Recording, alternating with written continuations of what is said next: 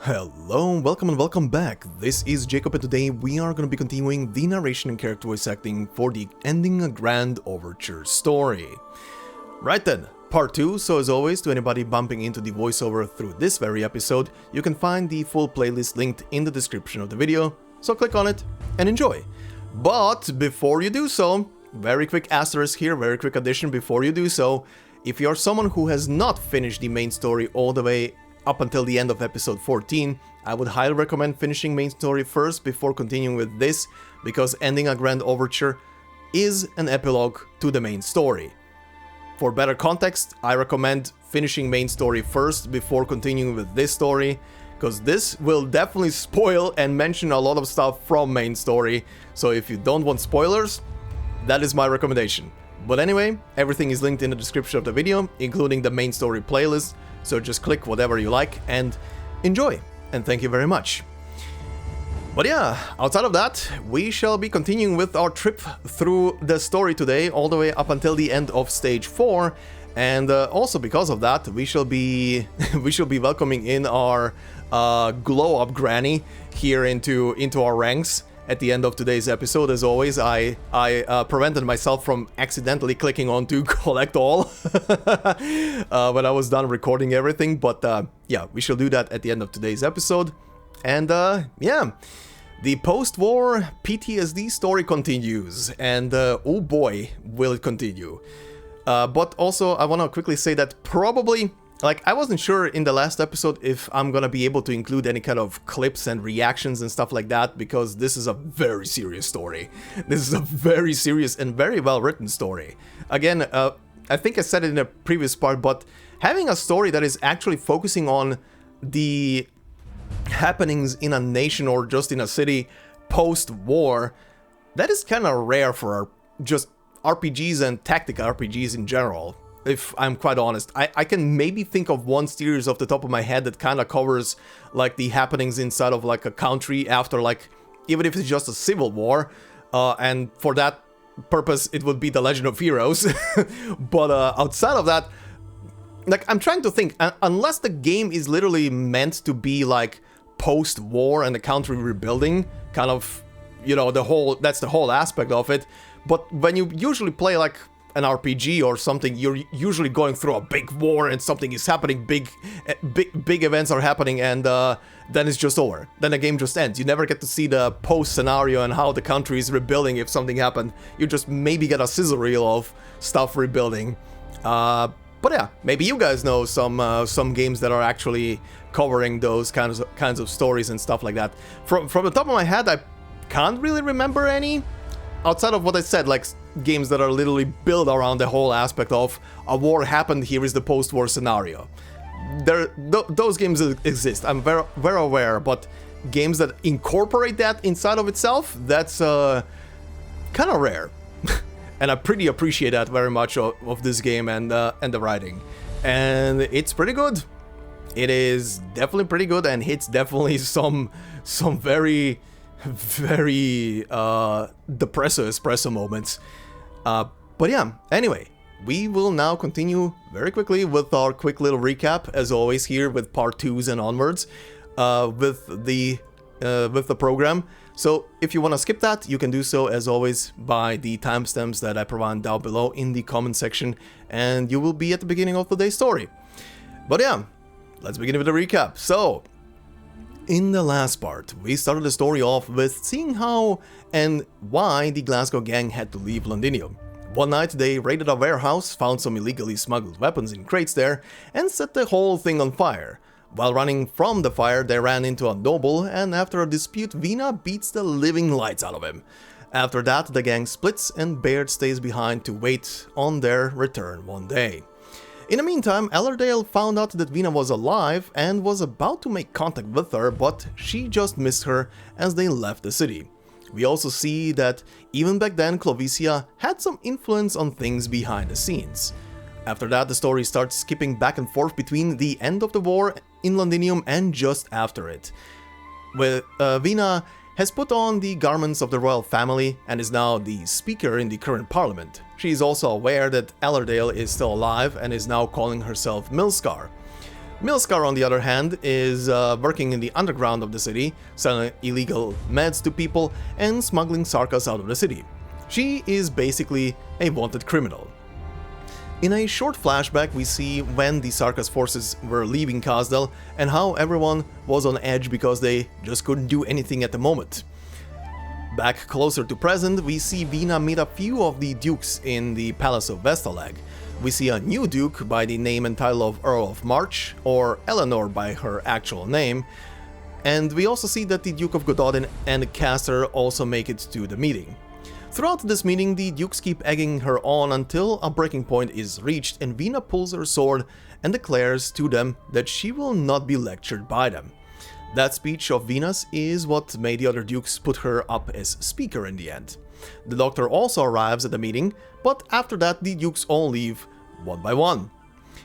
Back fully in present time, we see the arrival of a representative of Pure Heart Medical from Colombia by the name of Eliseo, or as we will later know him as Operator Bobbing. Flashing a bit back into the Palace of Vestalag just after the dukes leave, we see the Doc and Vina in the throne room. In it, they are greeted by none other than the Lion and Vina's teacher Gawain, who appears for the first time in front of the Doc. Gawain tells Vina that he cannot teach her about hope, but the doctor can. He says that the doctor is the spark that lights her fire, the spring that drives her forward, and that when she finds herself in doubt, she should listen to them. Back in the present, for a bit, we see Vina finally starting her search for Milskar in earnest before we hop one more time into the past. This time we saw the moment the exemplars came back home to Londinium and were greeted by all the factories coming back to life, and they were given passage into the city. And that is pretty much a short recap of part 1, so let's continue with part 2. Right then, we stopped last time on the first half of stage number 2, so we shall continue on with part number 2, but for posterity's sake, titled Crippling Illness. Sleepless nights due to the pain are rare for the infected of Rhode Island. I used to think suppressants like that were available everywhere. Let's continue with part 2.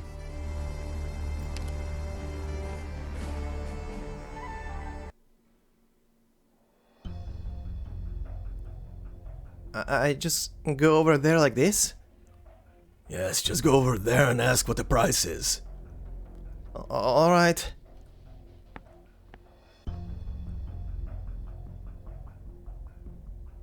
The child approaches the merchant's stall and timidly peruses the wares. Fireworks, kid? Yeah. A special occasion? A gift? This one's real popular for celebrations. But there's lots of dust. That's normal. It's been lying in the warehouse for a while. How about this? You buy one and I'll give you one free. What's that smell? Fire! It's you, isn't it? Ha! What are you standing there for? Run! The merchant tries to put out the fire to no avail, and is soon surrounded by flames himself. The exploding fireworks draws a gawking crowd. The practical joker has long fled the scene with the child. But wasn't it supposed to be a joke? Serves him right for marrying a devil woman, the bastard. The fire's getting bigger. I'll grab the man. You get the crowd out of here. Yes, ma'am. The pile driver spear rips the flames apart. The sounds of explosions and crackling fires sing joyfully in cacophony. A weaver emerges from the flames, spear in one hand, the merchant in the other. She puts the merchant down in a safe place, then sits beside him, wiping the soot off her face.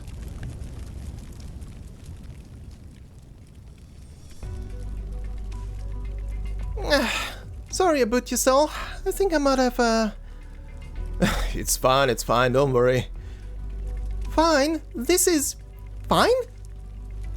She points towards the raging fire, with fireworks still leaping out from time to time. The gawking crowd continues to grow. A drunkard, seemingly oblivious to what is going on, pulls over an unsuspecting passerby and starts dancing. Under the setting sun, is pandemonium, drunken singing mixed with angry yelling mixed with the cackle of fireworks. This street has not been so lively since the Sarkaz took over. It is the very picture of chaos, but the merchant, who has already calmed down, begins to laugh. I haven't seen the folks so happy in a very long time. Brings back memories. But it's your stall that's on fire. You know what? I'm in a good mood today. Let's just call it a fireworks show for everyone. Between you and me, ma'am, my wife can finally leave the city tonight. No injuries, ma'am. Should we go after the troublemaker? Well, nobody got hurt. We've got a duty to handle anyone who commits an offense. Well, thank you in any case. Say, can you dance? Or play an instrument? What? Can't let good fireworks go to waste, can I? Maybe my wife will hear the commotion. My way of saying goodbye. I'm starting to miss wartime. Even working on the farm. Anything's easier than this. Keeping the peace business. But hey, if everyone's happy, who am I to complain? Once she's satisfied that there is no danger, she lies down on a crate by the roadside, stretches and lets the beams of the setting sun fall upon her face. Give me a haystack over this any day. Where are you, Shen-Shen?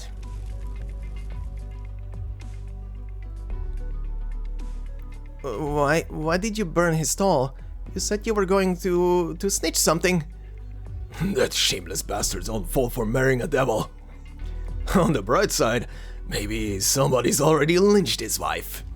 Ow! Who the fuck are you?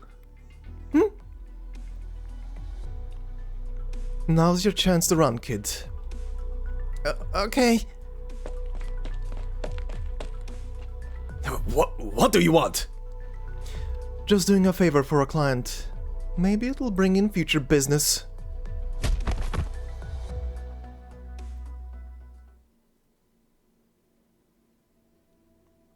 What's the situation with this batch? Coast is clear, and the head count checks out, no problem. But word on the streets is that Parliament is looking for you. Nothing they can actually do about it. Same as before. Don't cause any trouble. Speaking of trouble, there's a kid in this batch that's giving us a hard time. Why can't I see my dad one last time before we leave? This man says there's fireworks outside. It's Dad's fireworks. Shh, quiet. You don't want to leave either, do you, Mom? The Sarkaz covers the child's mouth and holds her tightly, gazing up nervously at the woman looking quietly down at her. I'm sorry, she's just not used to this. Her father never left her side, even during the war. Our deal with your husband was to get you out of the city. The rest is not my business. If you want to stay, that's also your own decision. Ma'am, they're just scared because they've never been through anything like this. None of us have. Don't worry, I'll take care of the girl. She won't cause you any trouble. But where are we going? What about Dad? He'll come and find us once he's taken care of things at home.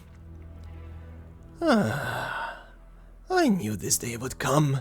The day the people from Kazdel came. You don't like the military commission?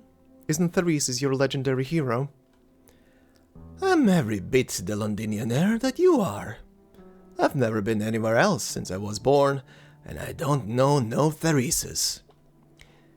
Your accent, that's not how commoners talk. I take it you ended up here because of the folks from Kazdel? Never mind. You're a good person, ma'am. No one else would come close to us at a time like this. Without you, the new parliament might have, nothing to be surprised, I suppose. The big wigs never change, whatever happens. I've seen enough in my lifetime. This new parliament is different.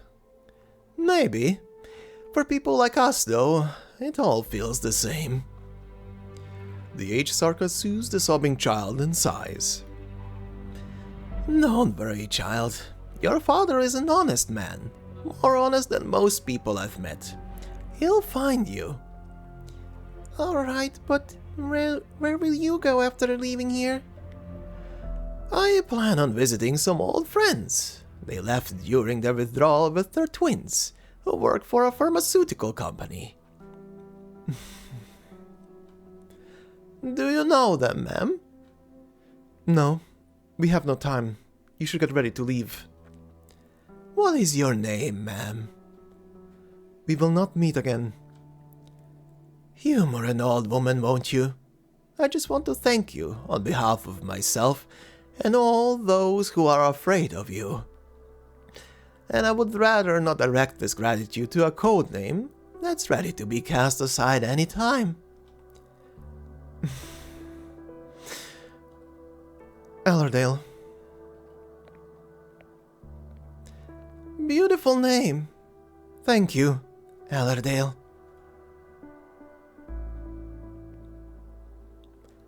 Allerdale, a name that should have been laid to rest in the Mausoleum of Kings. In the darkness where even the passage of time became blurred, she had sought to die in the ruins of history, to be forgotten by all those whom she disappointed, yet she was afraid to die, afraid to be forgotten.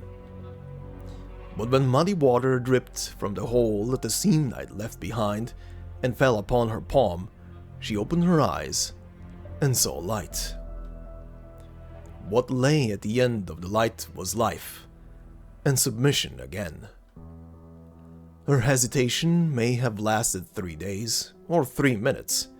In the end, she made the same choice as she once did.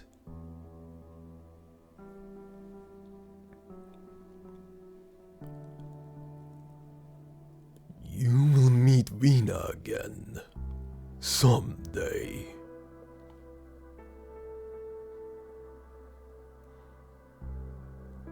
She recited it over and over in her mind and crawled quietly into the light.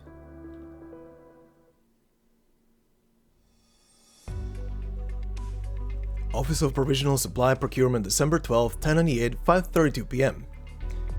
What do you mean the reservation with Madame Major is no longer valid and I have to get in queue again? Should we be trying to buy time for the infected who can't get medication? I'm afraid the reservation system is under maintenance. There are a lot of files that need to be organized following Madame Major's passing. However, we are all very busy with preparations for Madame Major's funeral. How long are we talking? It should be up and running within 7 business days. We will inform you as soon as reasonably possible. Have you been to the Center of Biological Infection Control? More and more citizens whose conditions are deteriorating rapidly are being sent there by the day. Most Londonians didn't know how to handle acute oropathy attacks before the war. The ones who need help the most are the ones getting the least of it. They can't afford to wait, not to mention the proliferation of drugs that have little actual effectiveness. Your feedback is noted. We will pass it on to the Center of Biological Infection Control. Is there anything else I can help you with? Tell me where the speaker's office is. If you would like to visit the speaker, I can assist you in making a reservation. No need to ask him. I know where the speaker is. Come with me, Eliseo. I apologize for the inconvenience. Please let us know if you need any other assistance. And thank you for the coffee, sir. It is a very valuable gift.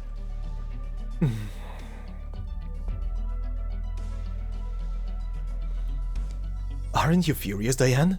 This is no way for them to behave. I came to Londinium to save us? No, that's not what I mean. But it's what you think, isn't it? I mean no offense. I'm grateful that you've put a roof over my head, but I also see there's nothing but chaos in the matter of helping the infected here. I get that it takes time to build up and improve systems and workflows. Please understand, though, that it is my job to raise such issues back in Colombia.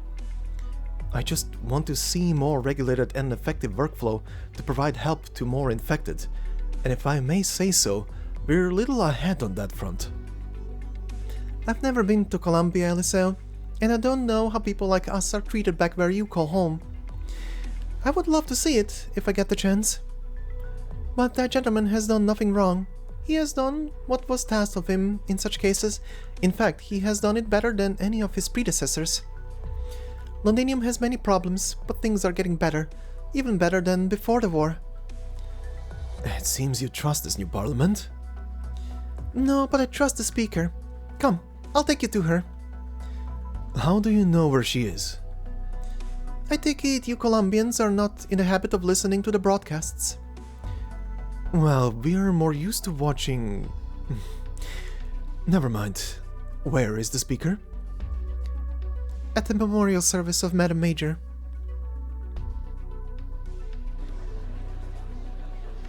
Here? There are so many people. How do we get to the speaker? Come with me. I know a shortcut. Through the window, Eliseo sees Vina Victoria for the first time. He has done his homework and heard the legends of the young speaker during the war. He thought the speaker would be more impressive. When he sees the well-dressed Aslan speaking at the podium, he feels nothing but disappointment. Vina Victoria is not nearly as splendid as he imagined. Are you lost? If you're here for the service, the entrance is that way.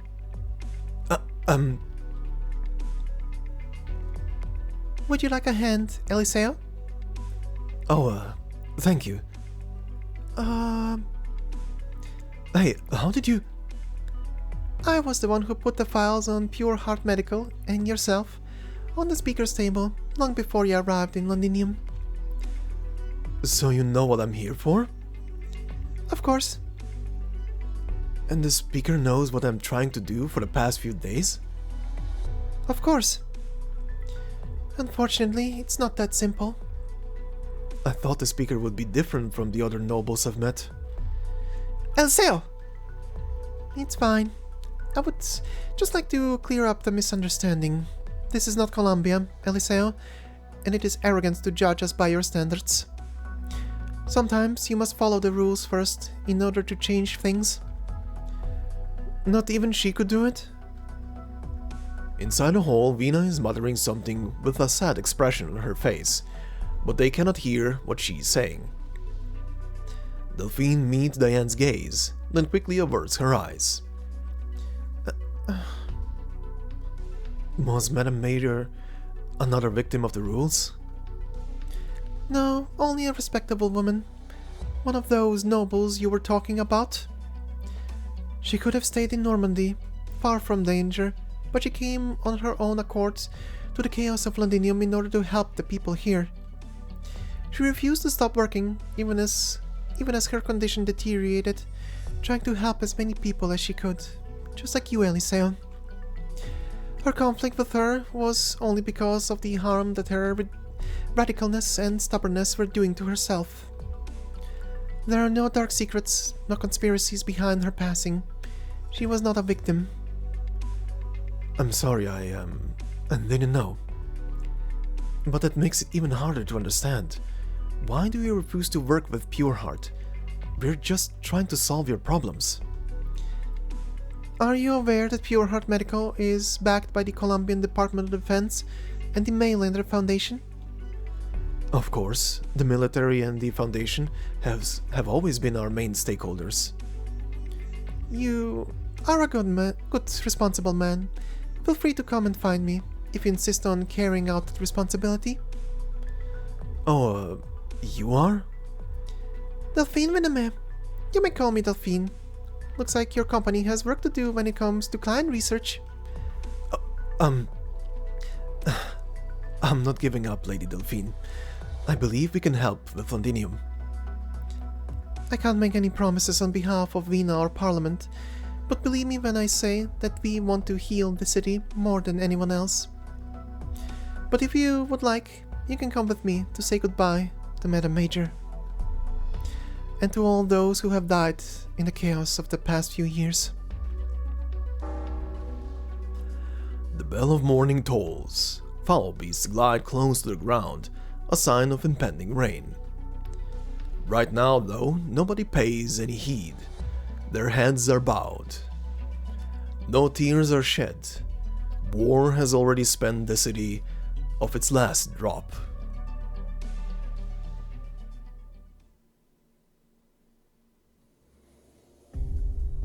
All leads point to this place being Milskar's hideout. Why are you still taking your time? Don't you think it's too easy? Besides, there has been rumors of unidentified Sarkaz activity here. Can't hurt to be careful. I say it can't hurt to have an accident or two. Good exercise. Why do you think I refused to help Morgan with her stupid paperwork? You're an upright girl to come along like this. I thought you'd shut yourself up in the tower as soon as you came back. You really ought to be staying put in the ship, Hannah. How many times has medical reminded you about your condition? The sound of the bells echoes in the sky above the city, as if everything has gone quiet for a moment. The memorial service has started. Well, no time to wallow in sentiment. Let's go, Dagda. I don't want to get my arse kicked while I'm trying to wipe the tears from my eyes. Sometimes I just don't know what to do with you, Hannah. What do we do if we run into Allerdale? Punch her in the gut and leave the rest to Vina to worry about. Who's there? I'm afraid you won't find her here.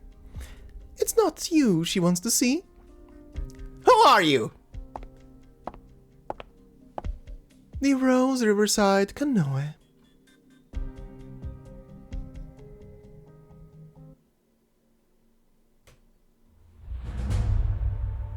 Alright then, this was a neat, interesting little part. Before we continue, one thing I do want to say very quickly is before someone misinterprets what Eliseo was thinking there about Vina. I know people are gonna jump on that, so I just want to clarify, just to bring it closer what that whole thing meant. It's pretty much a thing of you don't want to meet your heroes kind of scenario. He probably heard stories, well, he did hear stories about Vina, and he was picturing someone who is grander and a shining example amongst the crowd, but when he sees her actually for the first time, he can immediately tell, especially as someone who is trained in looking at people probably as a medicine expert, that something is off. She's not giving up those vibes that he was told about. Like, the whole grandness of the character is not as grand as was described to him. That's at least how I'm interpreting that, because I can tell that the guy is not, you know, insulting her, to be fair. But yeah, you don't want to meet your heroes a lot of times. You will see sides that you are, that you don't want to know about.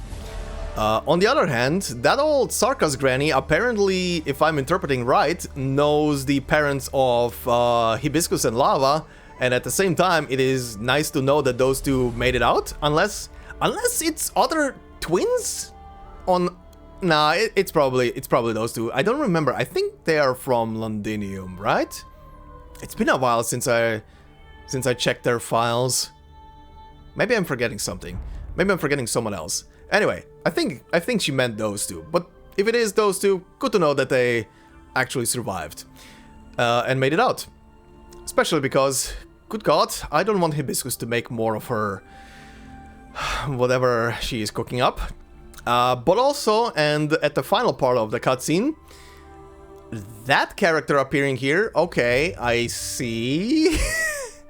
So first and foremost, the vampire lady, I'm sure most people know already anyway, is a playable character in the future. She will be introduced through her own story, which, funnily enough, if I am correctly interpreting that story without knowing anything about it, is yet another epilogue to Victoria.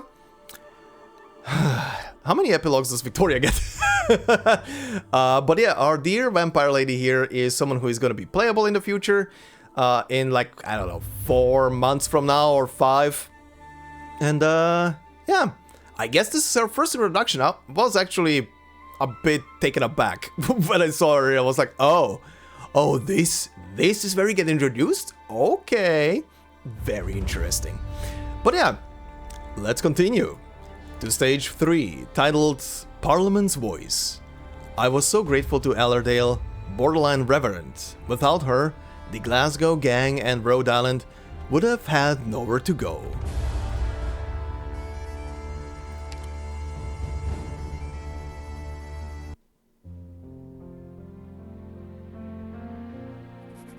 I couldn't decide how to start the chapter on Allerdale when I decided to write one for her. I realized I knew so little about the name that should have been so familiar to me. The last Cumberland, the one who betrayed us, the one who gave her life to save us, the one who bragged about her cream stew. Milscar, Caster's minion, Cumberland the ever on high. Which one was the real Allerdale?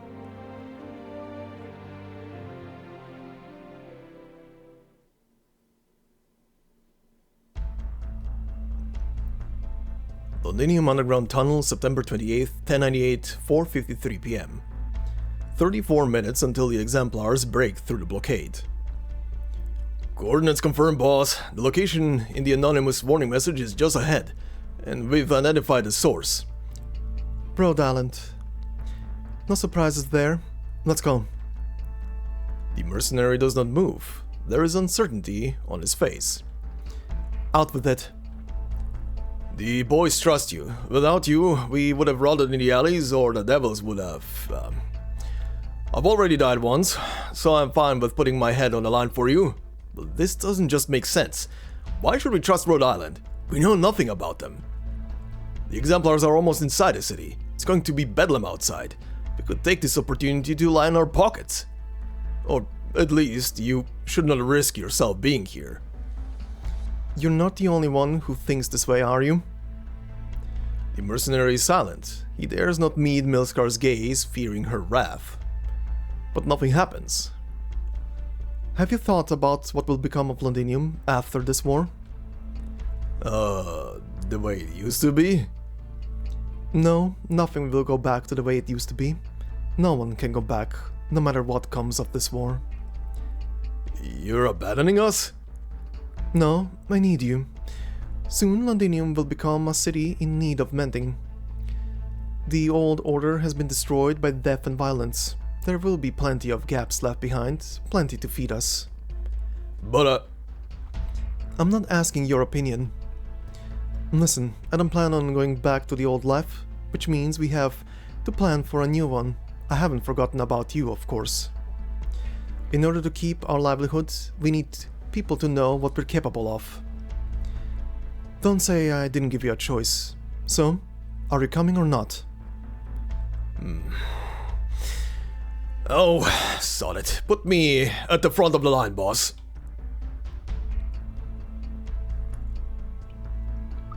I'm not imagining it, am I? What is this?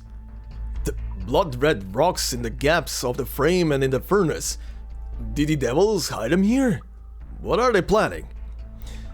Vampire stuff. There is a faint smell of blood in the air. She recalls the unrushing, squirming monsters that came straight out of a nightmare. Boss! I found something here! A Ducal Alliance soldier?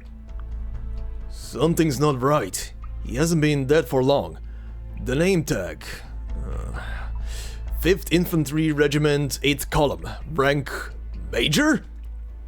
The Earl of March's troops under the Duke of Normandy. No external wounds, but the death was not natural. Her unit should still be outside the walls. Why would a major from the unit be here? Where did they come from? Kill them, and quickly. The orders must not be delayed. There are other altars that still need to be activated. There is no time.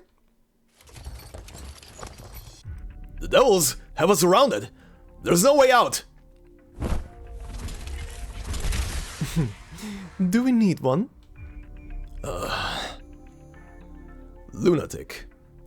No one knows where the Steam Knight sword in her hand came from, much less where Milscar herself came from. The mercenary's legs tremble. He regrets not turning around a few minutes ago. As long as that purple blade would not impale him from behind. Bugger all. Huh. I know that sword. The general's briefing mentioned you. You've got nerve. Is the tin can somewhere nearby? Ha! Maybe we can kill 2 foul beasts with 1 stone.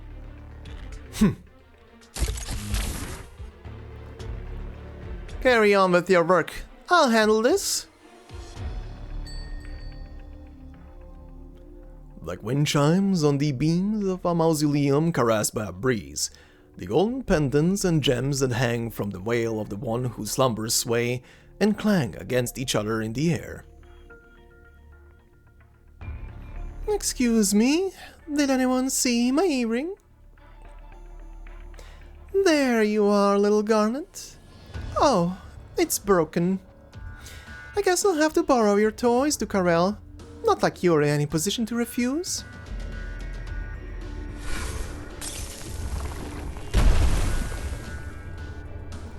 The blood-red altar within the iron frame begins to glow, but quickly goes dark again and then shatters.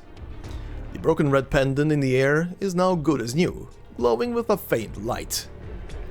The red glow is almost mesmerizing. The sound echoes by Milskar's ear. Take care of little Garnet for me for a while. She'll lead you where you belong. Now, you should go.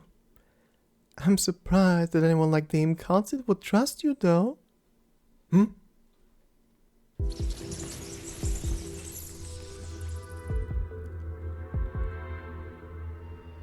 She sees a red and black figure.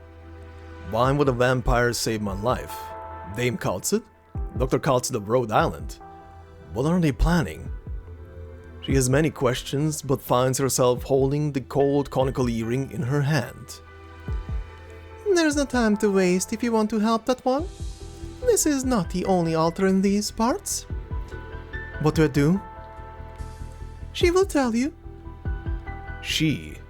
Milskar suddenly feels a pulse from the earring in her hand, like a heartbeat. Stop her! Shh. Fuck! Nadine feels all the blood in her body rush back towards her heart for a second, and the vertigo that comes with it. For the first time, she envies the kindred who have abandoned flesh and blood. The path has been prepared. Take care of her, and she will guide you to me.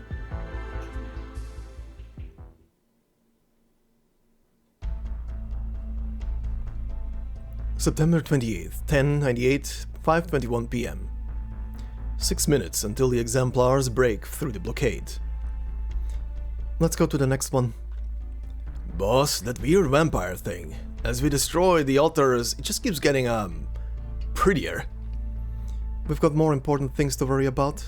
Word is that the exemplars have made it into the city, but they're being impeded by the Ducal Alliance's troops. Have the factories gotten the order? Aye, they're getting ready. These strange hidden Sarkaz altars, and rumors that the Dukes are ready to leave Londinium blockaded and abandon it to its fate. Huh. Who's the one who actually wants to blow up the city? Does it really matter? It's been a while, Allerdale. I thought you were dead. I thought you were dead.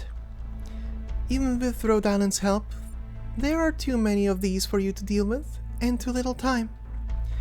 Who knows how many such altars the Sarkaz have hidden across the city? Without my knowledge, too. They could not have done it on their own. More than one key district will be reduced to rubble if these altars are activated. I've discovered and destroyed several key ones, however. By yourself? Vina needs help. The exemplars need one final push, and the Dukes need to hear the true voice of the people. It was I who spread the rumors that the Dukes are planning to abandon Londinium, not that there wasn't an element of truth to it. What do you want me to do? You're already doing it, you and those who follow you. But you, too, need a little push. I'll take care of the remaining altars. You've changed. A lot. I could say the same for you, Milskar. Are you sure you like that name? You've chosen to live. Then follow the path and see where it leads. Boss, she's a...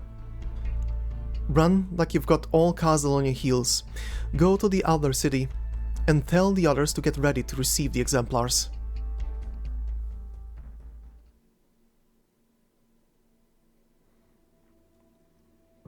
Londinium, September 28th, 1098, 5:27 p.m. The exemplars break through the blockade. Across the city, factories roar to life, welcoming them home. I keep thinking back to that afternoon. Factories, Vina, steam, cheering, boxing, angry yelling, Baird. The bits of memory gush to the surface together, mixing together, wiping away what happened that afternoon. The one thing I will never forget is when Vina said, "We're home." I wanted to cry. It was a long, long journey from the day we left the city to the day we came back. We're home. But how many did we lose? How many who walked with us on this journey? And which of them could come back after they left, besides Allerdale? I miss Baird.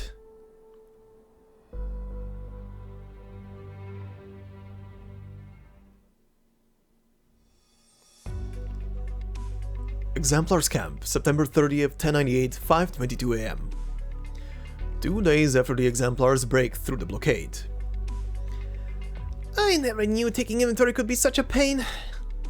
Taking inventory at the factories on our turf back in the day wasn't half as bad.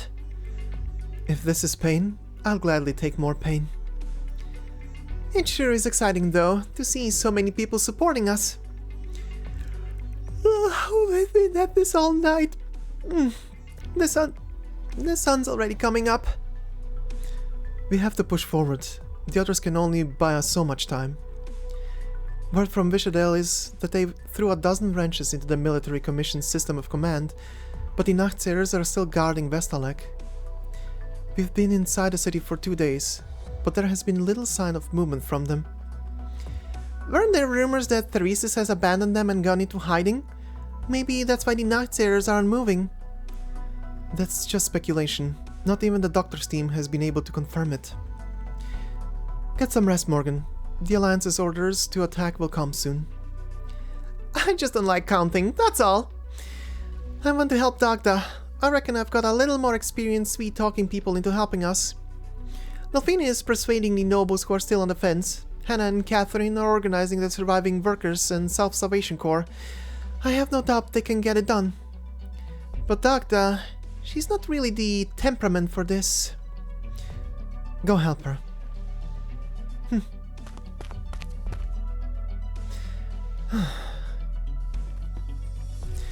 Let's continue. Supplies from Heidi.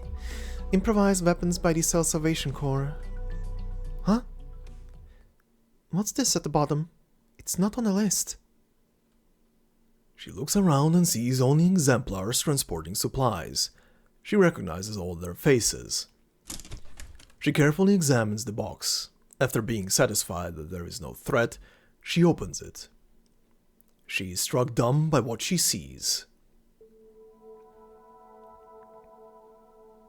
It is a set of clothing. The cool rays of the morning sun shines upon an emblem. The emblem of House Victoria. Her house. Vina feels a bout of anger. Is this some kind of sick joke? Wait, no. She recognizes the outfit in her hands. It belonged to the Victorian royal family. Why is it here? Who found it and delivered it to her? She can only come to one conclusion. A single name.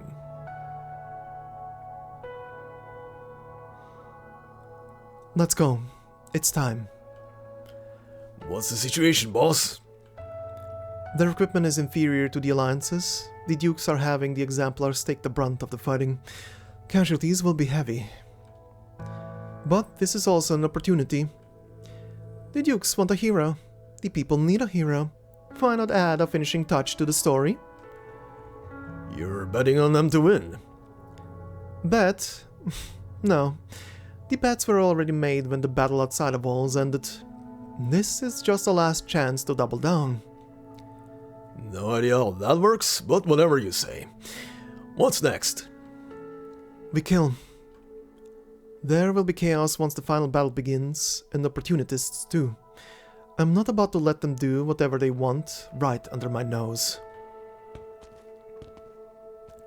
Say, boss, what was that thing you left behind? A little stage prop to give more substance to the legend. Garment of the royal house retrieved from the ruins of Cumberland Manor. The leader of the Exemplars can make good use of it. Don't you like the story? The last heir to the throne returns to drive out the devils, garbed in the king's regalia. I heard that she didn't like the title. She'll need it if she wants to sway those who are still uncertain. For now, at least. Is she alive? Vina has had a little wish ever since the day that the Steam Knight returned.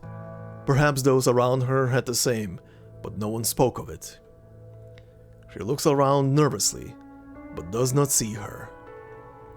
If anything, that is a relief. She is not ready. A note?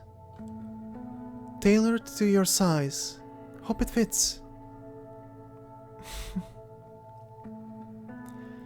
There is no name on the note. But for the first time, she knows that Ellerdale is still alive. There's something else. A few photos with the following words scribbled on the back. Something you might find interesting concerning a certain duke.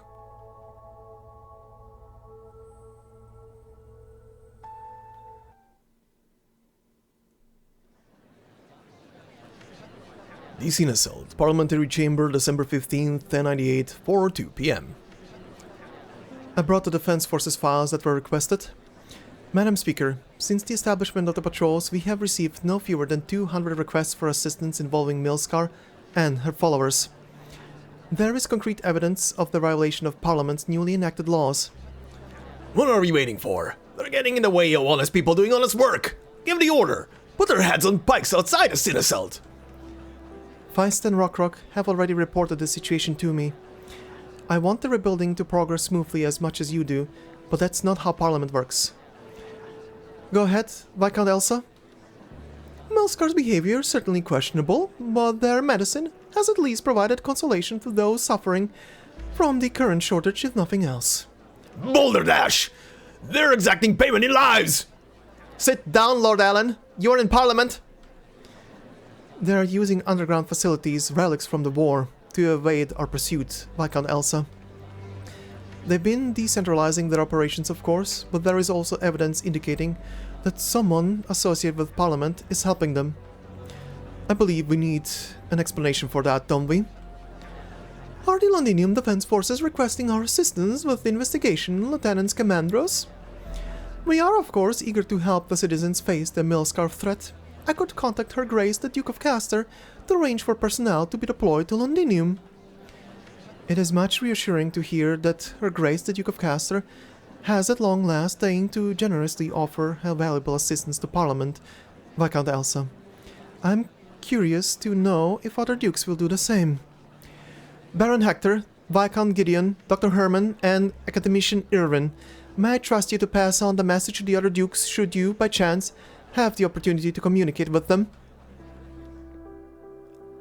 Startled, the members whose names are called, who have been keeping a low profile in the room, are left with little choice but to smile and bow to Vina.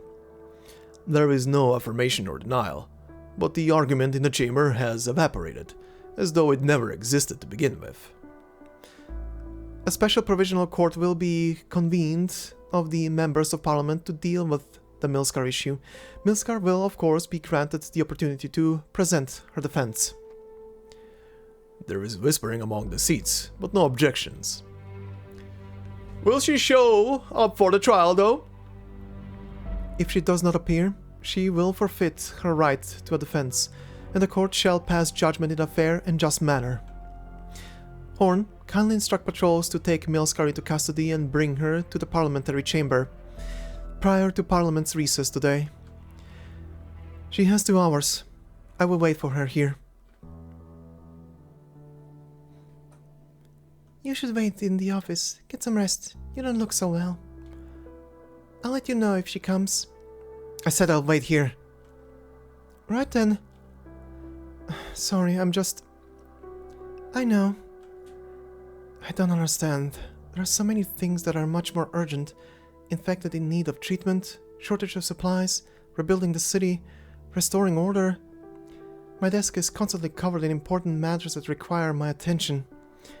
But I would rather spend an entire day bickering over something that they don't even disagree about.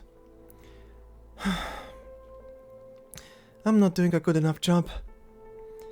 I remember that I promised you she would not get away if you give my people and the defense forces free rein to search for her. We're short-handed. Trying to solve the problem this way means ignoring other, more urgent problems in the city. Then why do you think you're not doing a good enough job? Don't try to carry a nomadic city on your back. That's what the tracks underneath it are for. You don't have to become the perfect leader they talk about, for whom solving every single problem is taken for granted. Besides, from Milskar to the protests to the medicine shortage, the shadow of the Dukes loom over all these recent affairs. There is no doubt that Castor is behind the Milskar matter, but something has to give. Milskar has gone too far. Catching her is no easy task, though. Indra and Dagda say she has associated with a strange vampire. Delphine, if she doesn't show... Do you want her to, Vina?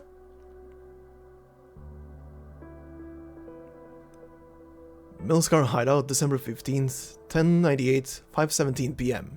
But why are you blindfolding me? I've paid my husband's bill. Yes, ma'am, you're an honest woman. You have paid the bill of Mickey Robinson. The boss sends her condolences. Your husband made many contributions to the city. Can I go now? Of course, once you've paid your other debt, that is. 2 contracts, one signed by your husband, the one you just paid, another signed by you on behalf of your husband. But he's gone! He's gone, but the medicine isn't. Here, do take it. Now, let's talk about your bill. We accept credit, of course. We don't. Oh, boss, since we don't... Just now, take her to get some rest. Alright, and then? Send her to the scene assault. The honorable MPs are waiting for me, aren't they?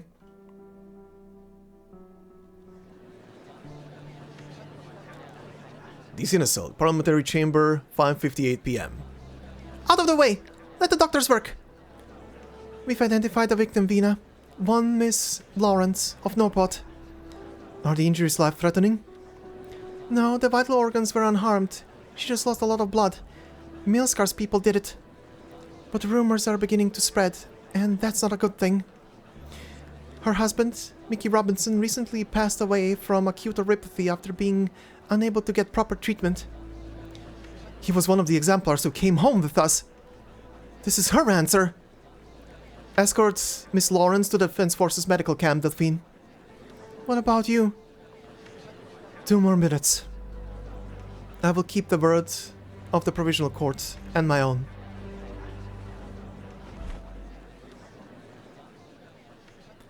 At Delphine's behest, several MPs carefully carry the unconscious woman out of the parliamentary chamber. The carpet on the floor, which has only recently been replaced, is soaked in her blood. It was the Sarkaz who had bled here 2 months ago.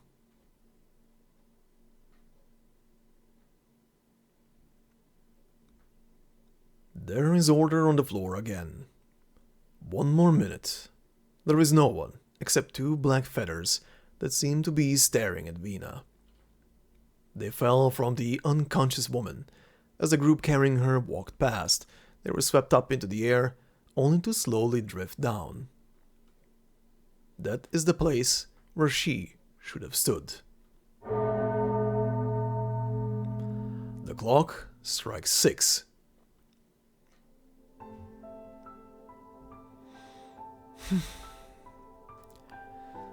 It is time.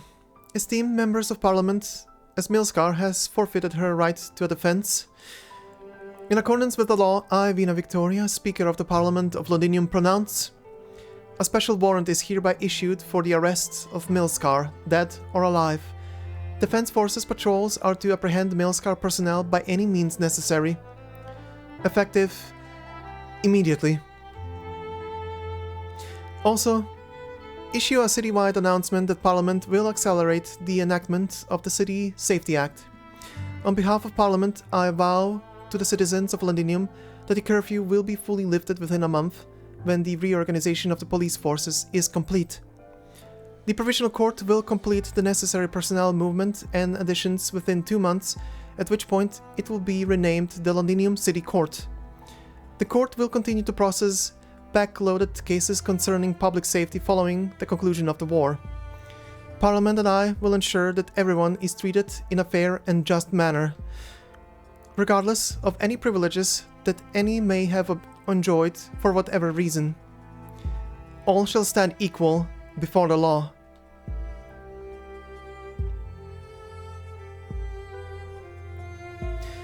What kind of leader do you want to be, Vina? I don't know, Doctor. But I should at least know what is right and what is wrong, no?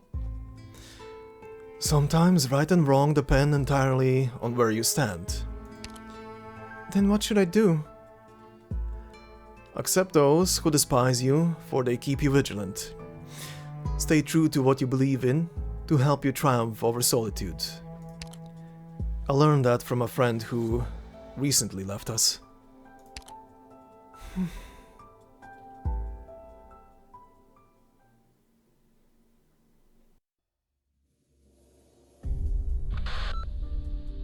Bagpipe reporting in. Sweep complete in T11 and T32. No sign of Milskar. How's things over there? No sign of Milskar in C11 and C20, ma'am. What about L10? No reports yet? Reynold, is there a situation? I'm here. There's nobody here in L10. His gaze alternates between the purple blade before him and Milskar, imploring for mercy. I'm coming back now. Did you find anything useful? No, nothing at all. The purple blade is lowered. He slowly backs off. Alright, meet up at the rendezvous point. Be there in a minute. Leave the communicator. Okay.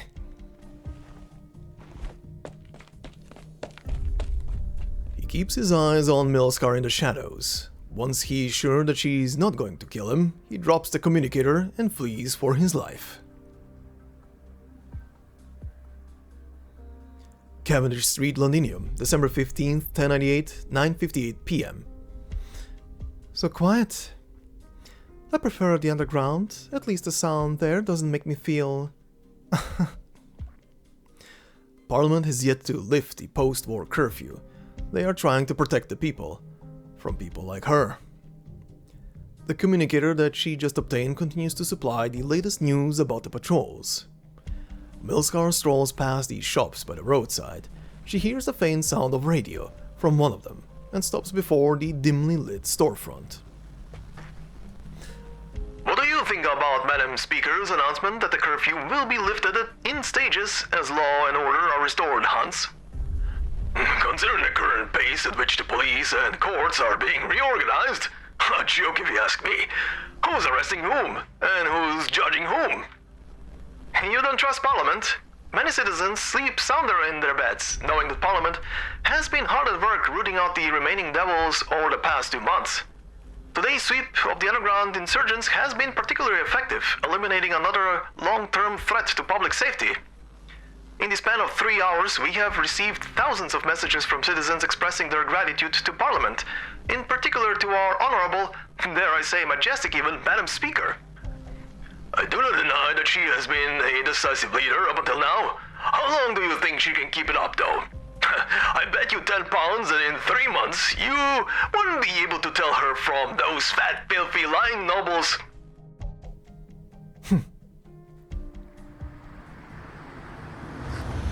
A lavish car stops next to her. The door opens, there is only the driver, and a set of familiar clothing.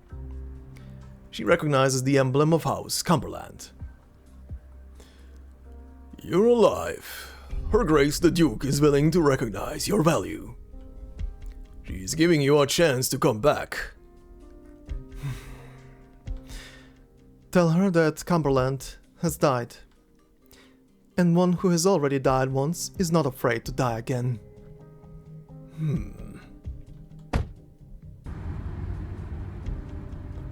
The door closes and the car leaves, disappearing at the end of the street. Bloody hell.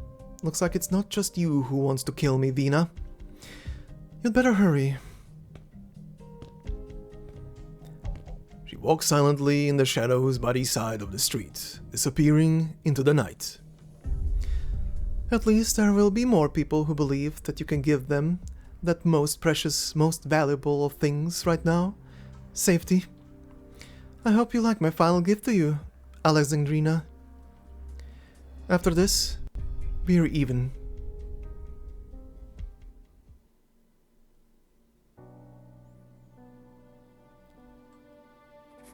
Morale was high before our attack on the Nachtseer position at the Palace of Vestalag. Couldn't say the same about the people in the city though. They had lived for so long under Sarkaz rule that they could hardly even conceive of resistance. Dagda and I found it difficult to persuade able-bodied citizens to join us. Until Vina showed up. She was wearing an outfit I never thought I would see her in. An outfit for a king. She never said who gave it to her, but we could all guess the answer. Allerdale. I was dumbfounded. I looked at Dagda and saw her fighting to contain her trembling. I saw the frenzied crowd rush through the streets and alleys, scrambling over one another to join us. They carried Vina further and further away from me. Her Royal Highness Alexandrina has returned. She'll lead her people to drive out the Sarkaz and take back our home.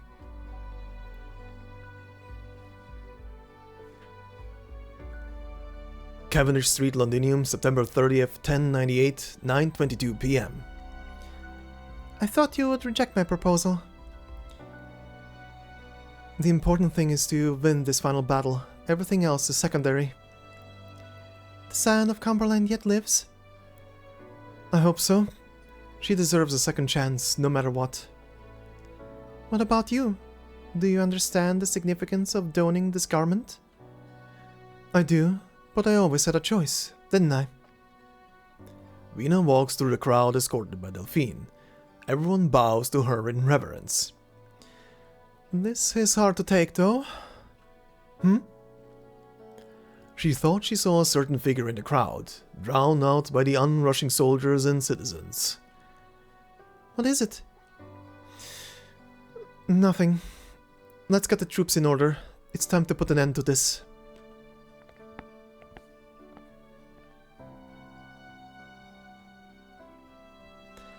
You and your friends will win, Vina. The present I left you, the garb that always belonged to you, is merely icing on the cake of your final victory. There is no place for me by your side when victory comes. This is the choice that I made. But the end of this absurd war is simply the beginning of your story. Can you remain the ever-victorious legend when that time comes? Victoria is not easily changed by anyone, not even you. But perhaps I would truly have believed...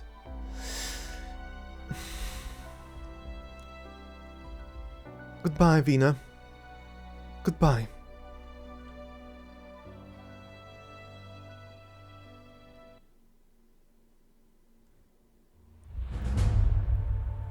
Alright then, so that was a slew of scenes. I love that Parliament, that the Londinium Parliament is pretty much Parliament, the actual London, the British Parliament. Just people yelling at each other, minus, you know, people actually dying on Parliament floor.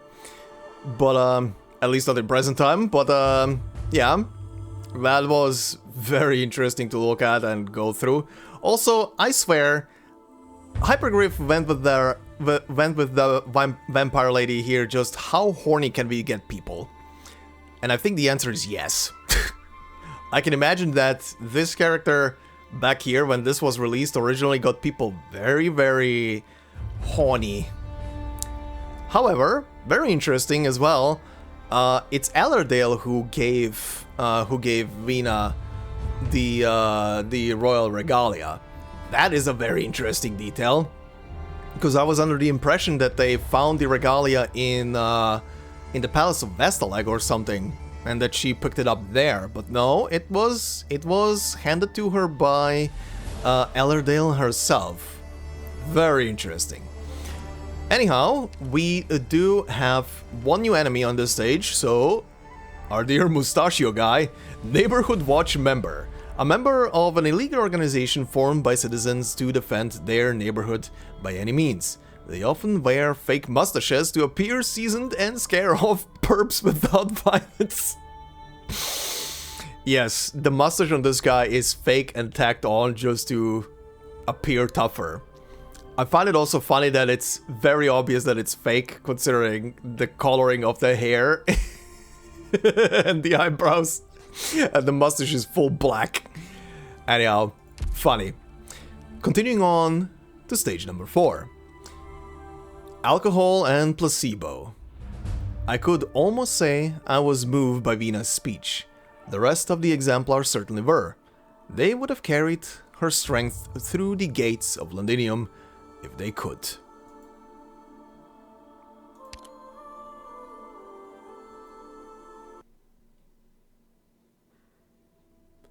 Ten Pines Pub, December 21st, 1098, 5:05 p.m. Good job, Madam Speaker, I say. Rip every tile in Londinium and root out the devil's scum hiding under them. I hear there's gonna be a big shipment of arrival meds coming in. I got a friend at the procurement office. Maybe he can get me some meds first, and I'll see if I can get some for you, huh? Cheers! You were strutting all day when you got into the Duke's army. And then you went to the exemplars. And now here you are after the end of the war. Just like me. You're infected with nothing left. Who are you calling an infected?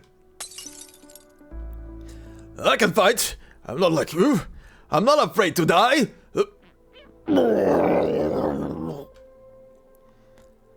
The other patrons look up at the staggering soldier. A coin flies across his face and lands on the bar counter. A haggard figure grabs him by the shoulder.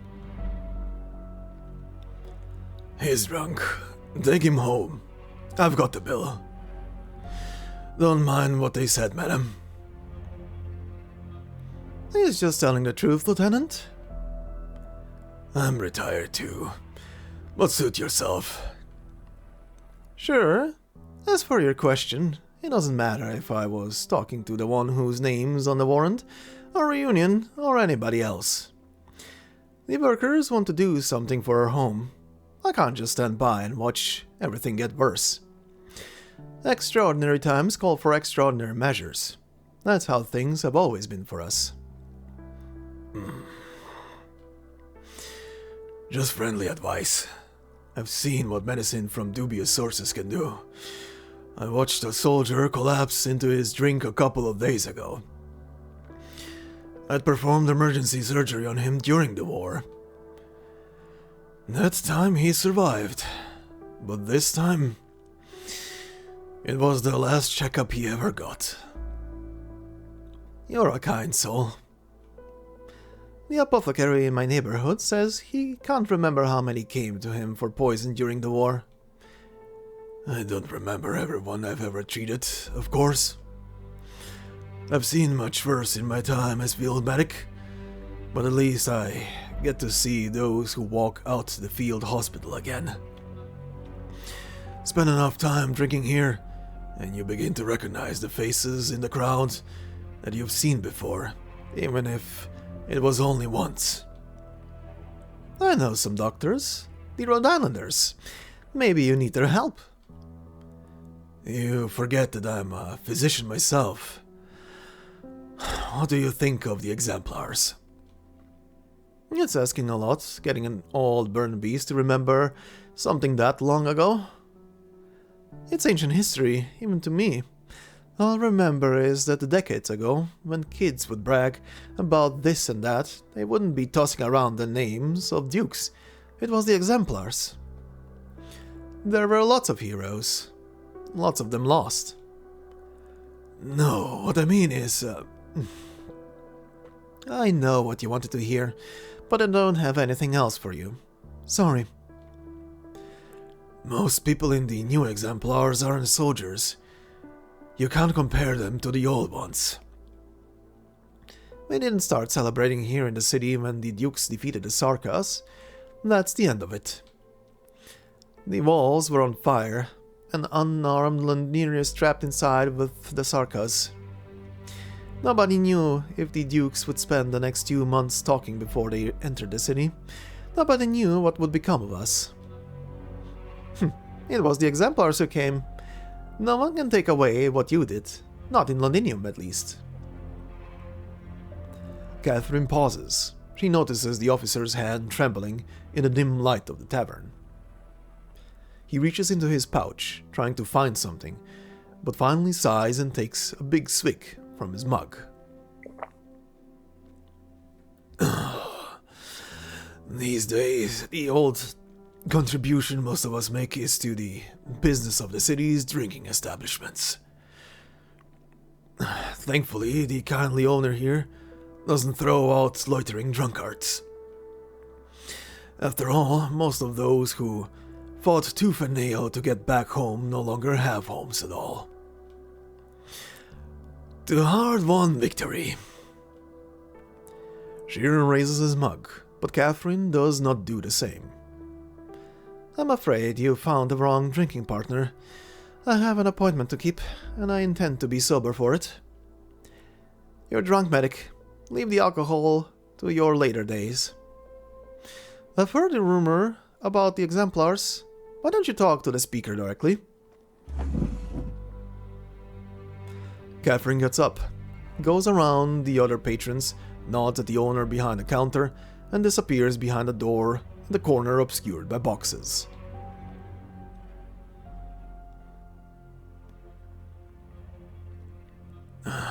What makes you think I haven't? He looks in the direction where Catherine went. It leads to a forgotten corner of the city. The Defense Force patrols went in many times, but never found anything. None of my business.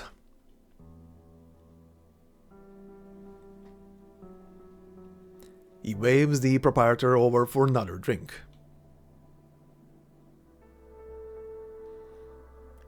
Lieutenant Shearer sent 2 messages. I asked the messenger, and both came from this underground pub.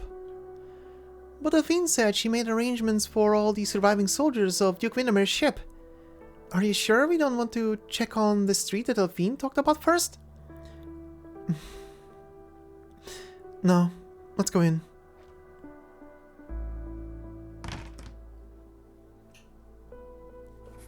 I followed behind Vina and let her open the door, because I was still used to kicking them in.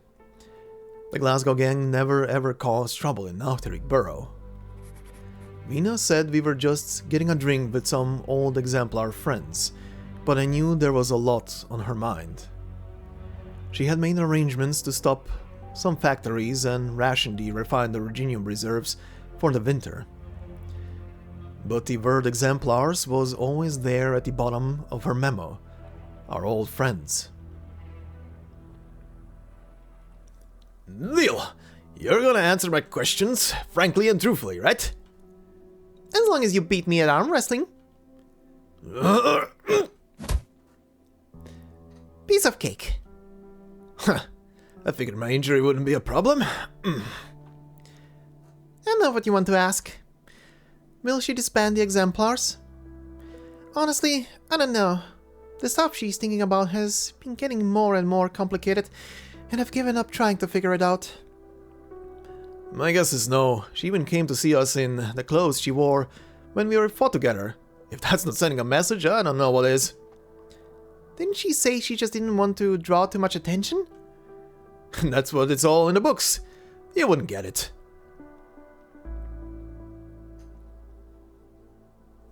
What you see here is no exception. Many exemplars are suffering from their lingering war wounds. With medicine in short supply, alcohol represents one of the few sources of comfort available to them. While some are here for information, most are here all day and night because they simply have nowhere else to go. Is this why you wrote to me? To stand up for them? No. I see you have not read my letter. I'm sorry, there's been so much going on. You used to be more straight and forthcoming, Madam Speaker. If you think the exemplars are calling for you to pay more attention to veterans' welfare, I can tell you that you're wrong. They're waiting for your next order. Everyone I've talked to for the past 2 months believes that Siege has grown since becoming Speaker, that she's getting even better as a leader. And the question they ask me the most is, where do we go next? Are you telling me to continue to send them to bleed and die, instead of trying to make life better for them?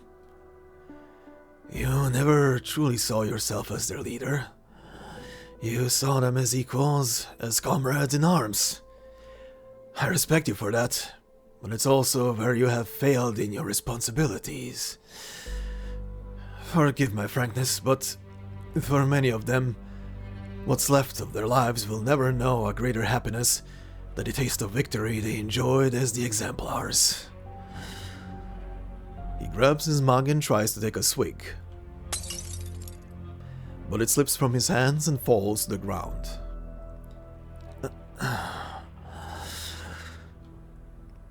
The others look toward Shearer, whose eyes are red as he takes deep breaths, trying to keep himself under control.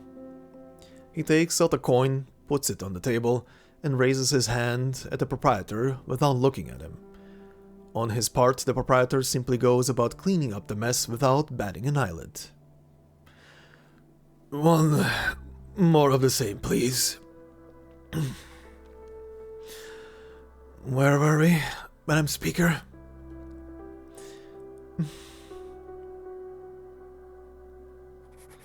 I never got along with Lieutenant Shearer. For a long time, Vina's fist knocking him dizzy had cemented my impression of him. A field medic, stubborn but largely calm and dependable. His surgeon's hands brought many back from the brink of death. Why? Lingering effects of an injury. It was one hell of a battle, wasn't it? It wasn't his hand that was injured. I remember it well. He sat straight and tall. I thought he had recovered with Delphine's help. As he said, though, it was one hell of a battle we fought to return to Londinium.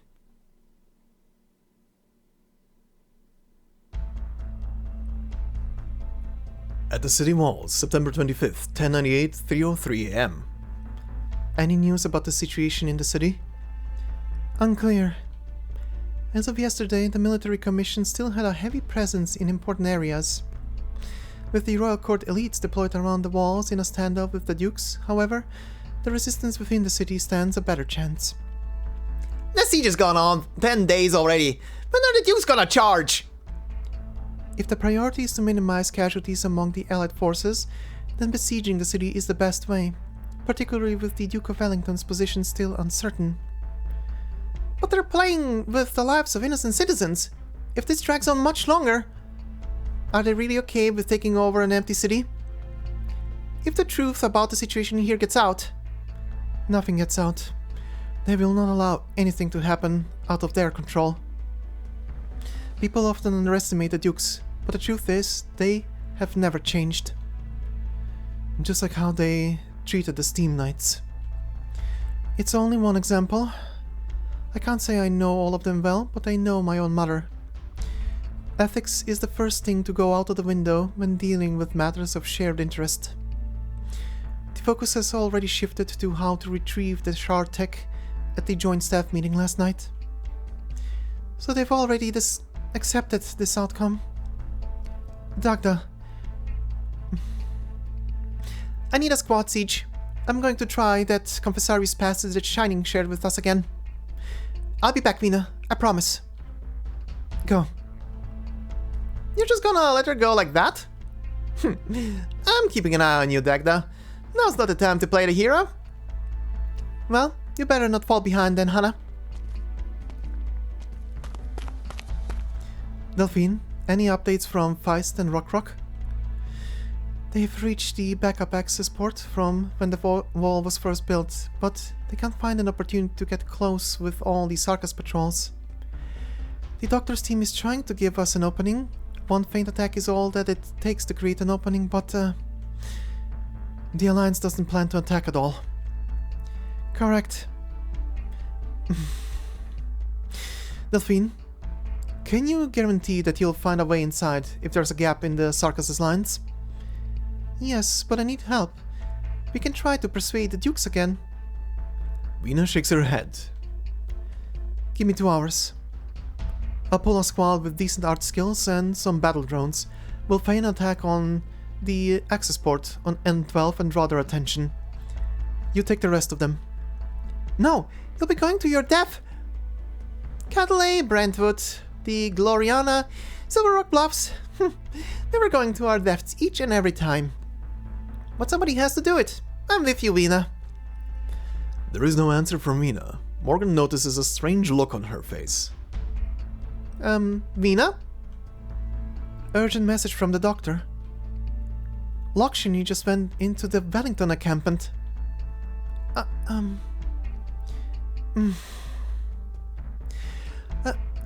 Who's Lakshmi? There were many things on the battlefield that I didn't understand.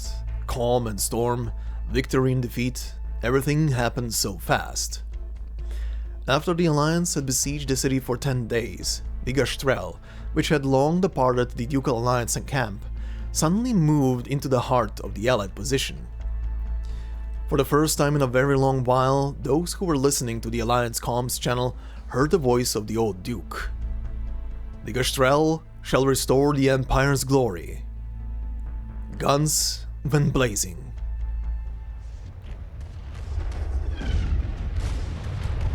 Broadsides fired straight at our city walls.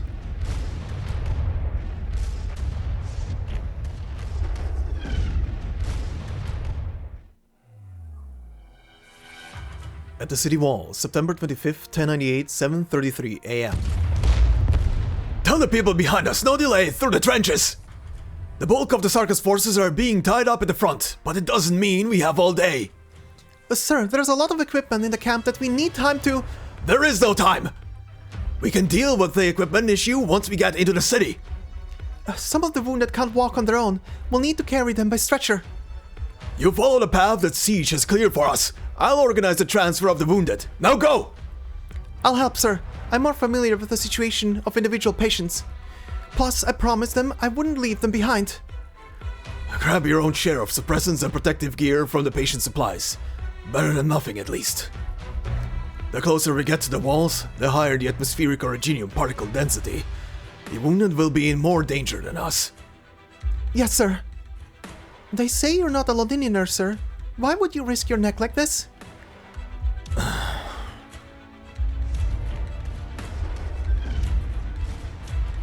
Look, another battleship is giving covering fire for the Gastrel. The Duke of Castor. Weren't they saying that the Duke of Wellington betrayed us and fell out with the Duke of Castor? Shit! Contact his liege. We have sighted a small force of Victorians. Request permission to engage. Get them. Leave survivors. Find out what their unit's objective is. Huh? What happened to the clouds? Fire.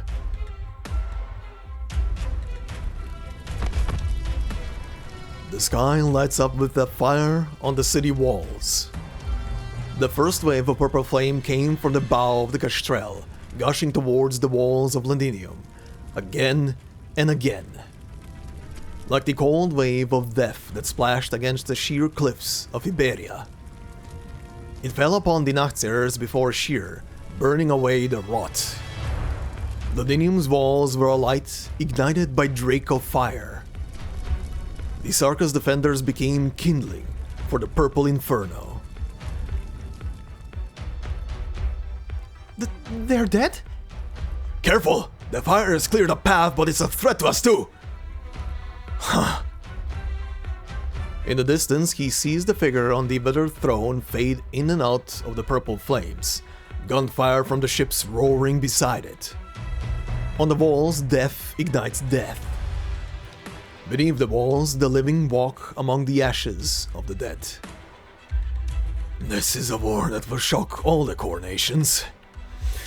It is not the number of casualties that will interest them the most, but how many people on both sides are actually fighting for the city of Londinium itself.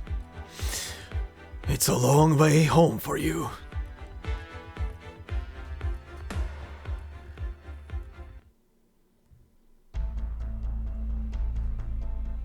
Lieutenant!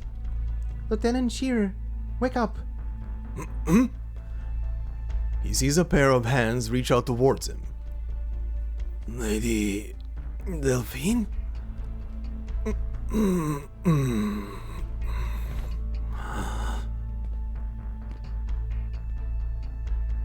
Don't move. I'll carry you. We need to get back to the forward position that we captured. We have to move before more Sarkaz arrive and fill this place with witchcraft bombs.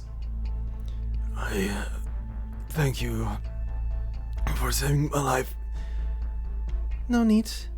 It was a brave soldier and nurse Sarah who saved your life. She used her arts to protect you and the other wounded soldiers from the witchcraft bomb despite her limited experience. It was her. Wait, did she? Don't worry, she just passed out. We've taken her to the forward position at the access port. But you've all been exposed to high originium environments for too long. I knew the risks. You succeeded in reaching the access port? Yes. I saw fire on the wall. It's out. Is the battle for the walls over? No, it has only just begun.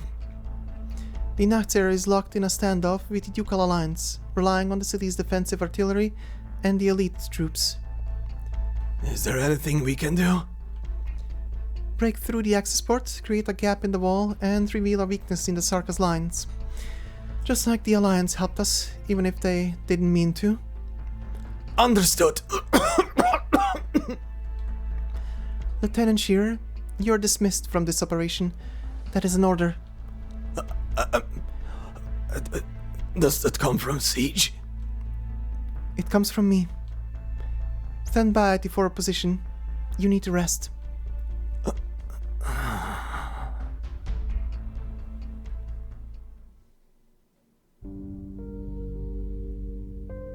Exemplars for position City Wall access port September 25th, 8:21 AM. Then may we call and safely sing. May the vast lands they keep our king, his people and all his well-willing ye, and give them grace without ending. Aren't you singing? Cheer up, man. I know we're all hurt, but we're almost home. Then may we call and safely sing. Victoria, give thanks for our home. Victoria, give thanks for our home. Here, we can have the rest of this ration. Couldn't finish it. It's our first breakfast since we came back home. Got to fill up. Once the rest of our men make it into the city, we'll show those devils who really runs Londinium. I don't like that song. What about you, Vina? Don't ask her. She hums it in her sleep. Hana!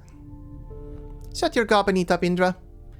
Or I'll take it, if you don't want it, and I'll lead the assault since you've got hurt attacking the Confessarius passage. Not a chance. It's just a scratch. A little scratch won't dull my fists. You're not getting ahead of me this time, Dagda. I'll do another round of patrol and scout ahead once I'm done. Make sure there is no mistake. The military commission set up defenses at this backup access port, which should only have been known to the workers who built the wall. This means they know the city much better than we expected. I'm back from patrol, Lady Lafine. Sparrow ration? I haven't had breakfast yet. Lieutenant? I thought you were recovering from your injuries. I'm a medic. I know how to restore a soldier to combat effectiveness as quickly as possible. I understand my own body, Lady Delphine. I am ready to return to duty. Giving your protective equipment to the wounded, getting exposed to high regenium environments, and being in close proximity to a witchcraft bomb explosion. You know exactly what all of this means, Lieutenant. I do. A blood test is not possible now, but I understand the pathological progress of infection. What about it? Is that not normal in this place? He looks around. Exemplars are crowded around the narrow passage. The dust and originium particles that cover their faces have not diminished the fire in their eyes at all. They know what they are doing. They know the price they will pay. But they are singing. Singing with joyous grace. Delphine, do you give the lieutenant permission to return to duty? Delphine can see the painkiller injection that Shear is trying to hide behind his back. Without sufficient access to ripathy suppressants, painkillers are the next best thing to deal with the suffering brought on by ripathy. Will you pull through? Of course, Lady Delphine. Never forget, I still have to see you go home and take back what is yours. You didn't need to do this. Neither did you. You want to witness what this ragtag team can achieve and what will come of the city. So do I. Very well, Lieutenant. Back to your post. What will Londinium be once we drive out the devils, Vina? Better than before, at least. You know what I'd like to see? More flower shops making the flowers cheaper, making it easier for me to find a girl to marry. Maybe a wealthy young woman. Or a widow who lost her husband. I want more reginium fuel for a warm winter. I want more police stations, and I want to become a cop.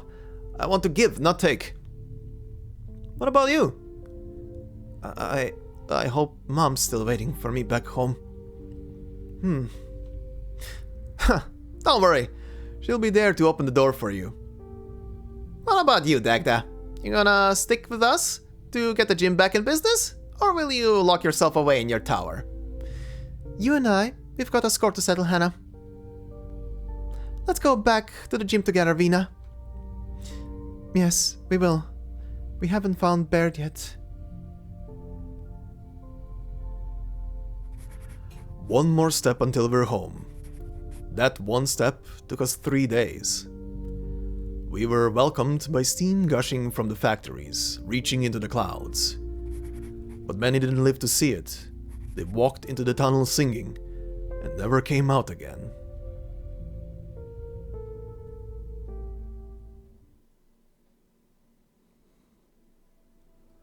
Ten Pins Pub, December 21st, 1098, 5:25 p.m. Have one of me, Vina. The devils ran, but they're not dead yet. I still have that tech that filled the city with originium dust. I'll be back, mark my words. And you can bet those dukes won't give a shit about us when something happens again. Like you said, we need to defend ourselves. That's why I don't believe the rumors that say the exemplars are getting disbanded. Right, Vina? Do you remember the wishes we made at the access port? For the factory boilers to burn bright as they used to? For the guns of Londinium's walls to defend her as they used to? For the doors of the police stations to be wide open to all? For the police to defy the noble's will and treat the infected with fairness and justice? For the law of Parliament to be the only rule? That's what I hope to see, and what I'm trying to bring about. Are you happy with Londinium now? Has she gotten better?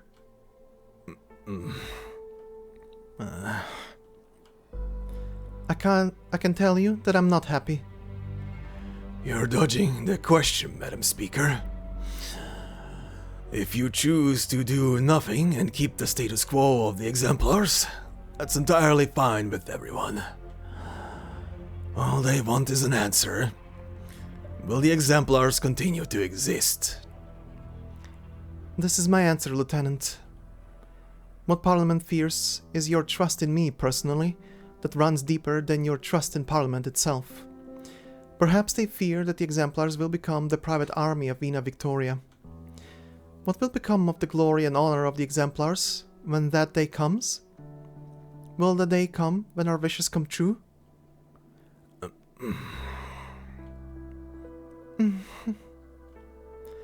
Thank you. I will inform Parliament what I learned today. It's not my place to give an answer over the heads of Parliament. Let's go, Morgan. Morgan? You go first, Vina. I'll have a couple of rounds with the guys here. Sure.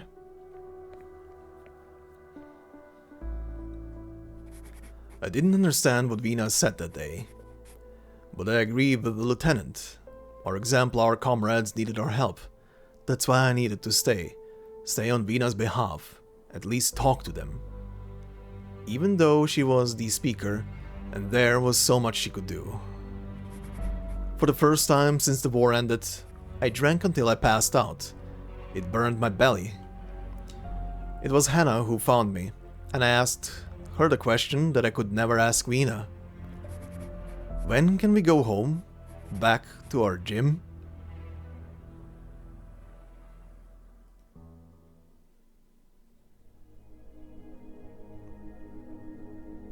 The herbs are growing well.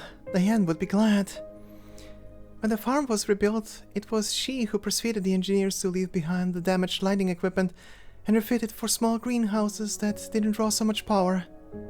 Oh, sorry, remind me where we were? We were talking about your condition. You mentioned that you noticed a significant increase in the strength of your Reginium arts. Yes, sorry, I'm finding it hard to remember things lately. Keep getting distracted. The doctor says Reginium has made its way into my brain. Don't tell me I've told you this before too? We're just chatting. You can say anything you want. Anything else that doesn't feel right? Difficulty walking straight? It's happening to a lot of people though. Ataxia. It's a common symptom of many infected in Londinium, but I'm not sure what the cause is. When I'm by myself, I've been trying to, it's strange. My Reginium arts seem to be changing. Changing? I don't have any other reports of... Never mind. Please continue, Sarah. Are you casting with your bare hands, by the way? The doctors may have told you this already, but that's detrimental to keeping your condition under control. You're a warrior, alright, just like Diane said. I just can't help it. It's how I search for the war memories in my clouded mind. The battle for the walls. You said you were a nurse, and you were trying to stop a witchcraft bomb explosion with your arts, but it didn't work out too well. Yes, I remember I was behind Lieutenant Shearer, and the blast threw me off my feet. And the next thing I remember, I was in the field hospital, lying next to the other acute infected. I don't know how many witchcraft bombs fell upon the exemplars. So many fates turned on their heads in an instant, but I didn't see any of it, and I don't remember any of it. How could things be like this? Sarah? The patient is trembling and begins to cast the Reginium arts without realizing it. Eliseo does not know if it is a symptom of post-traumatic stress, but he quickly attempts to distract her attention elsewhere. Listen to me, Sarah. Take a deep breath. Can you smell the flowers? You're in the sanatorium. The war is over. The exemplars are home. You're back in Londinium. You're... He pauses and looks up at the damaged lighting above his head. A strange and unfamiliar city, one that, to his eyes, is not far off from a pile of rubble. You're in a place where everything will get better.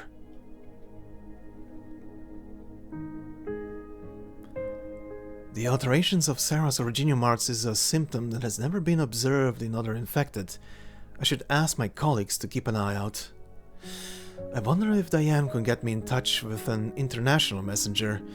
Waiting for Mainlander's regular messenger would take too long. Londinium needs supplies urgently.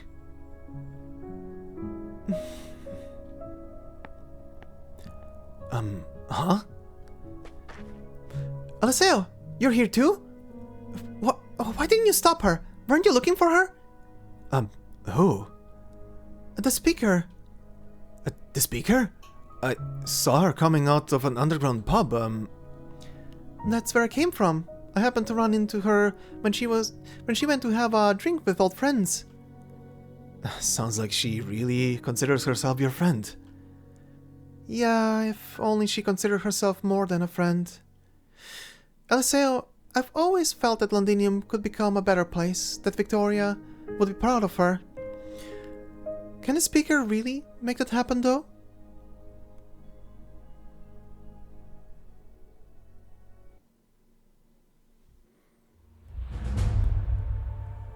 Okay, my god, what a part. Holy shit. Before I say anything anymore, let's rattle off our new enemy here, which is the transport vessel. And it says, general use aircraft designed by the Industry Development Association for transporting goods. Some members suggest that having a pilot atop might deter ruffians from shooting it down, fearing the risk of murder. Sure. Good choice. But anyhow, what a part. First off, seeing Shearer that disheveled? Oh, what do I even say all of that? The guy was, yeah, he had some moments in the past, but I didn't like the guy always. He definitely caught himself, and he's definitely not an actual asshole. But good God, seeing him that disheveled here, and just the descriptions that are being given about him, just the trembling hands. The guy had god hands. He had the precision of a god when he was patching people up, and now it's just like he cannot even hold a glass. Good God. Also, that nurse is a absolute giga chad. She protected people with a shield that she put up with her arts from a witchcraft bomb. Jeez. And now, again, just suffering because of oripathy infection and the crystals spreading in her brain and just causing dementia and shit. Good God, the story. But the big kicker, the big kicker, and I'm starting to see how the future story with Eblana is gonna come into play. Again, this is just speculation. I do not need a confirmation on that, but I'm speculating that this little tidbit of information of Lakshmi going aboard the ship is maybe what's gonna be part of the Eblana story in the future, or the premise, or whatever the hell. Because that is gonna be from I'm thinking that's gonna be just another Victoria epilogue story. Good God. But yeah, for those of you who do not know, by the way, just to mention it, for those of you who do not know, Lakshmi is the actual name of Reed. And Eblana is obviously her sister, and yeah, she is... Eblana did say that her sister is gonna come to her. And I guess the prophecy came true. She did go to her sister, and whatever happened there, the old goat turned the ship around and came to help Victoria, and they bombarded the shit out of the walls and turned everything on fire by Draco's purple flames. My god. That is a scene. I'm actually surprised that there was not a special CG for that. I'm actually surprised, because that felt like very significant, unless that moment will be shown in the Blana story in the future, and we will see it from that perspective. Again, just speculation, but we'll see when the time comes. But yeah, anyway, we have one more thing before we leave off, and that is to welcome our glow-up granny here. Time to welcome Catherine on board.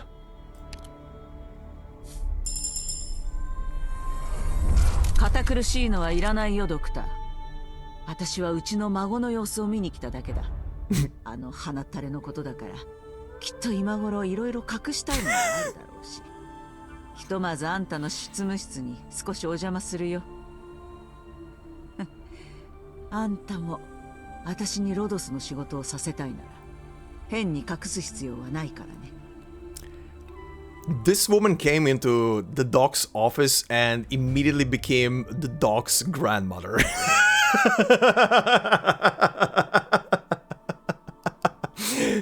That is amazing. Good god. But yeah, what a glow up for the character. Anyhow, this will be it for today's part, and we shall continue next time and see how the story goes on. It has to start to pick up on some highs and not some depressing lows, right? Not an actual question, by the way. Just a statement. Oof. Oof. Good god. Anyhow, thank you very much for watching and listening. If you enjoyed this, please consider leaving a like. It would help out a lot. If you're new to the channel and enjoyed it, consider subscribing. There is a lot more. Pretty much the entire game of Arknights is on the channel. Just type it in and you will find whatever you need and whatever you want to listen to. And of course, if you want to support me more directly, memberships are open on the channel. And thank you very much to all the members who are already supporting. You guys are appreciated, and that helps quite a lot, trust me. So thank you very much, and yeah, I hope you all have a fantastic day wherever you are, and I will see you in the next one. Until then, bye-bye.